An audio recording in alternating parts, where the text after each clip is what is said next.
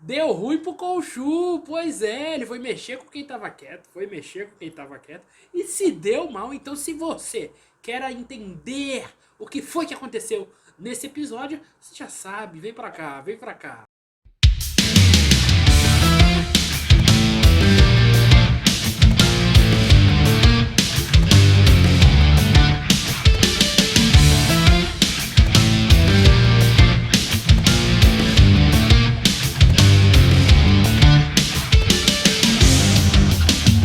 Olha aí, galera, estamos começando aqui mais um vídeo comentando o Cavaleiro da Lua, o terceiro episódio chamado O Tipo Amigável. Então, já vou me apresentar para vocês, sou o Oliver, o seu apresentador aqui desse canal. Vou convidar vocês aí para se inscrever, dar o like, compartilhar com os amigos e aproveitar também para seguir as nossas redes sociais, que é muito importante, o nosso Instagram, o nosso Facebook. Não, Facebook não, porque o Facebook não tem. O nosso Twitter. Segue lá, é bacana, a gente interagir bastante, tá legal? Tá bom, vamos começar a falar desse terceiro capítulo que eu gostei bastante. A galera fez algumas críticas, né? É, aos CGI e tudo mais, mas eu achei que para uma série da Marvel tá seguindo o padrãozinho. Embora, por exemplo, as do Star Wars sejam bem melhores e também são produzidos pela Disney. Mas assim, eu acho que pro padrão Marvel tá aceitável. Isso, ou seja, é ruim, não estraga a diversão que a gente pode ter com o capítulo em si, tá legal? Ah, bom, começando a falar aí do que? O passado da Layla. A Layla, esse capítulo, no capítulo anterior a gente soube que a Layla ela é esposa do Mark Spector, ela foi casada com o Mark, ainda é casada, eles estão com processo de separação, mas ainda são casados. Pois é. Nesse capítulo a gente vê que ela realmente é egípcia, e é mostrado no início um diálogo com uma personagem desconhecida, né? Sobre o passado dela, mas ela é desconhecida para nós, porque ela conhece a Layla e a Layla a conhece. Eles comentam um pouco sobre o passado, sobre o pai da Layla e tudo mais, e uma coisa que a gente possivelmente vai ter como um plot nos próximos capítulos. Mas assim, foi interessante de que mostrou que a Layla já tem uma relação antiga com o Mark, né? Já tem uma relação antiga com ela, a falsificação de documentos lá, tudo mais que é mostrado no começo do capítulo. Pois é, um pouco mais adiante a gente vê que o Mark também está no Egito e ele está em busca lá de informações para descobrir onde está o Arthur Harrow, né? O vilão do seriado. Pois é. E através dessa perseguição a gente vê ele numa luta com alguns capangas do Harrow.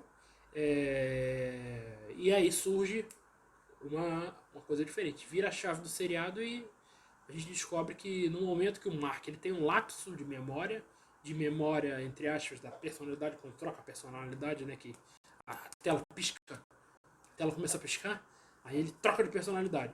Só que tem um momento da luta que ele troca e simplesmente dá um banho de sangue em volta dele e ele deixa de ser o Steven, volta a ser o Mark. Só que não foi o Mark que causou aquilo. Olha só. Não foi o Steven. Ele tá perguntando, Steven, foi você? Mas não foi o Steven que fez isso. Foi o Mark? Também não foi o Mark que fez isso. Então a gente não sabe, tem uma terceira personalidade aí do Mark na jogada, certo? A gente não sabe quem é e é uma personalidade muito mais violenta do que o próprio Cavaleiro da Lua, do que o próprio Mark Spector. Tá legal? Então a gente não sabe quem está por trás disso. E provavelmente o Khonshu deve ter alguma aliança com ele, né? já que a gente vê o Khonshu manipulando em vários momentos o Mark, né? Para fazer coisas que ele não gostaria, mas para chegar ao objetivo que é se livrar do Harrow, né? Impedir ele de ressuscitar a deusa Amit, né? Pois é. Um pouco mais adiante, a gente vê que os deuses são convocados pelo Khonshu. Eles ficam...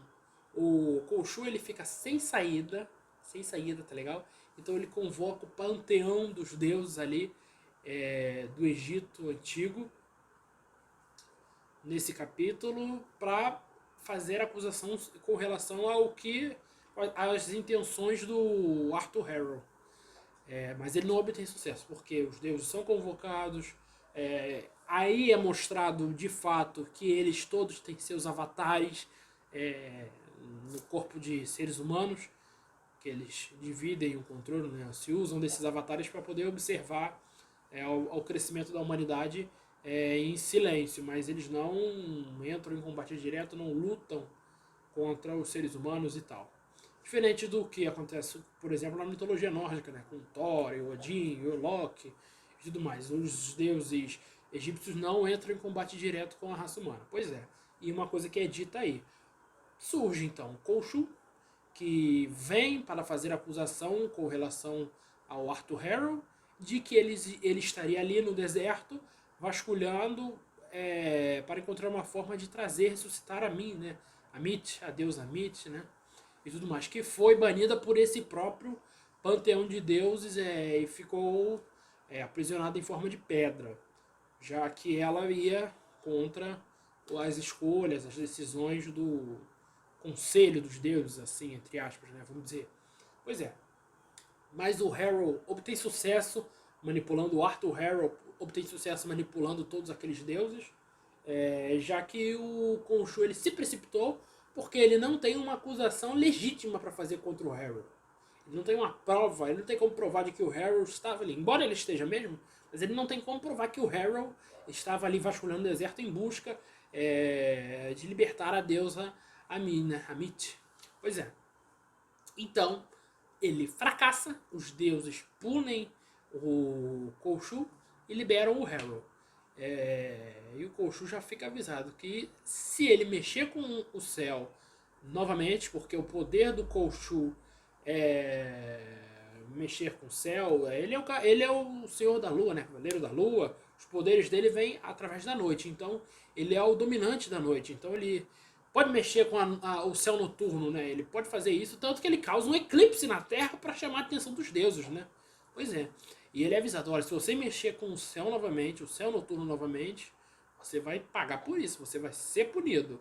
O Osíris fala para ele, e ele fica mais ou menos, ele não sabe se ele vai ou não vai, mas por enquanto a coisa fica dessa forma. Então, mas os nossos heróis, Layla e Mark e Steven, né? O trio de dois, eles não param por aí. Eles vão mais adiante, porque eles sabem que o Harrow tem que ser impedido, porque senão a raça humana inteira vai pagar. Então é o bem maior, né? Como sempre nessas histórias tem sempre o bem maior. O Harrow, como a gente viu, ele consegue ludibriar os deuses, né? Tudo mais, eles estão numa condição bem mínima, né? Alguma coisa mantém eles afastados da Terra e a gente não sabe o que de fato é.